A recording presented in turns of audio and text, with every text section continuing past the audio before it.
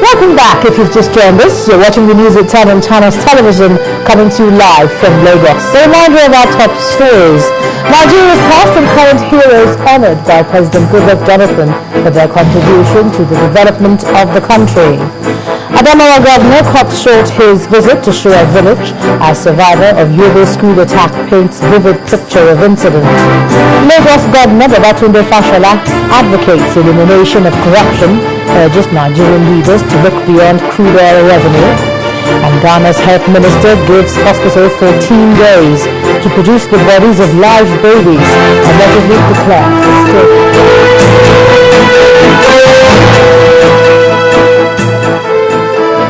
Now, just a quick reminder that all our top stories are on our website, ChannelsTV.com, and on YouTube.com/ChannelsWeb.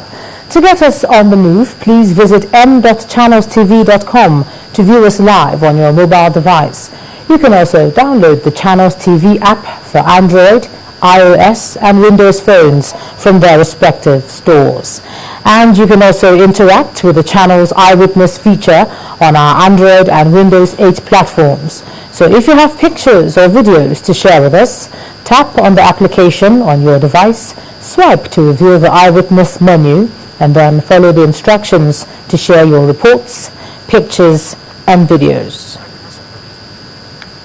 Now, here are just some of the reports that our Eyewitness reporters have sent in. From Oshogbo in Osun State is this picture of a feeder pillar and transformer without protection. This, of course, poses a threat to the residents living in that area.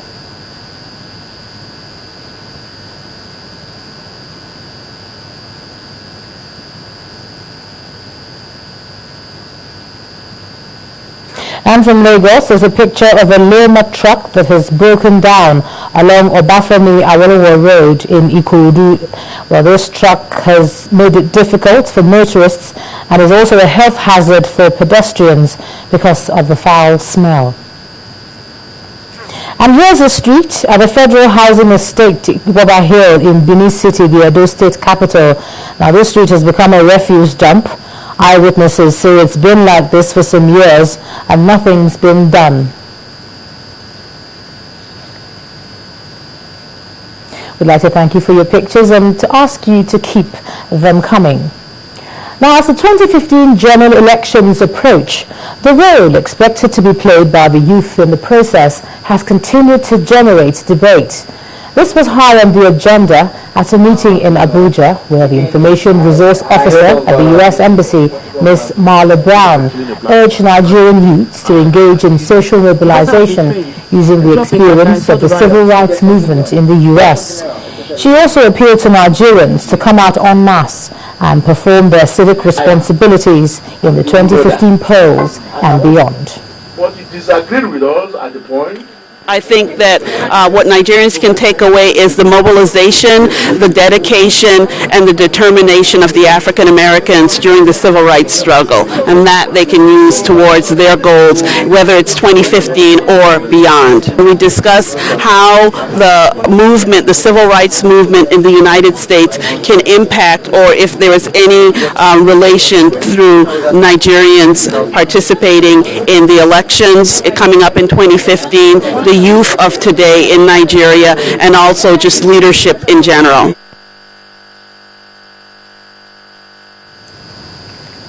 Now, the Lagos State Governor Babatunde Fashola is concerned about Nigeria's response to the abundance of oil.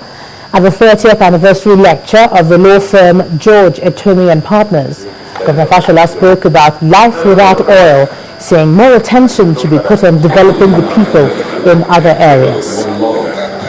The question that seems to be more appropriate is not life without oil, but whether a better life with oil is possible.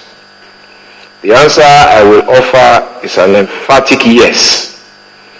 The road to that better life is not too difficult in my view. It requires us to eliminate corruption at all levels of the oil industry. It requires us to reform the NNPC, especially in terms of its personnel, and replace them with more committed professionals. And don't misunderstand me to be recommending a total sack of everybody in NNPC. No. There are some people who are critical and who can bring change into even the worst situation. It requires us to reform the industry by legislation, such as the Petroleum Industry Bill, but perhaps in a form different from the current draft or what I have seen of it. I would propose a draft which infuses more transparency into the acquisition process of oil assets, which eliminates rent and rent-seeking and collection at all levels, and focuses on local value added. And this is not local content. In my view, you must be able to demonstrate that you can actually extract the oil, you can process it, and so on and so forth. So we don't want to give, or we shouldn't be encouraging giving licenses to local people as local content only for them to go and trade off those licenses. Lagos State Governor Babatunde Fashola. To legal matters now, a federal high court in Lagos that's sitting here has fixed March the 21st to hear a motion filed by the suspended governor of the Central Bank of Nigeria, Mr. Lamido Sanusi, seeking the enforcement of his fundamental rights. Joined in the suit are the Attorney General of the Federation, the Inspector General of Police, and the SSS. Counsel to the AGF, Dr. Oscar Liam, informed the court that his office had just been briefed on the matter. Now, counsel representing the IG, Mr. Chukwu Agwo, on his part, informed the court that he was only notified last night that the suit would be coming up. In the same vein, the counsel representing the SSS, Mr. Ahmed Musa, also aligned himself with the submissions of his colleagues, adding that an adjournment will be in their favor, especially as parties are still within the time of filing. Counsel representing Mr. Lamido Sanusi in the court, that's Kola Awudain, did not object to the prayers for adjournment, but noted that the suit bordered on fundamental rights enforcement and ought to be dealt with expeditiously. The interim order was sequel to an affidavit of urgency filed by the applicant on the same date. The court had also granted the applicant leave to serve the originating summons and other accompanying court processes on the respondents and had adjourned hearing of the motion on notice till today. The motion has now been adjourned to March the 21st for hearing.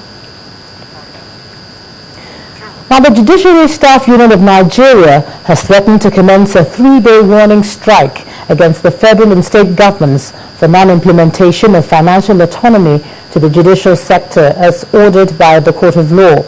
The national president of the union, Marwan Mustafa Adamu, explained that if the government does not abide by the ruling of the court after the warning strike, the union will have no option than to embark on an indefinite strike.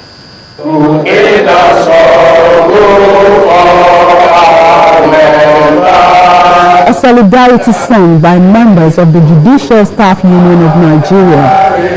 After about 3 hours meeting in Ilorin, the Kwara State capital, the national president of the union, Marwan Adamu, noted that the need for financial autonomy for the judicial sector informed the institution of a court action which the union won through a court order compelling the executives to pay funds directly to the heads of courts in the country.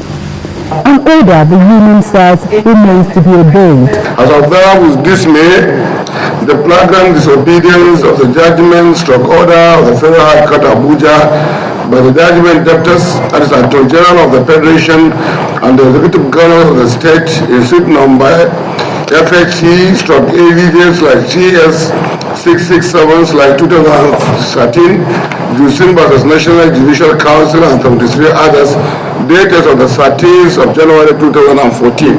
The union claims it had written several reminders to the federal government without any response, and so a 3-day warning strike is to commence from the 12th of March 2014. Almost the whole 36 state, there's no compliance. They pay judiciary, it is budgetary allocation in piecemeal. They are regarding us like a parcel under them. But that was not the provisions of the law says. The law says money meant for judiciary should be paid directly to the head of court. Whether it's a warning or full strike, industrial actions always slow down the wheel of progress in any sector. Prompt resolution of these matters by all parties concerned could avert the impending strike in the judiciary.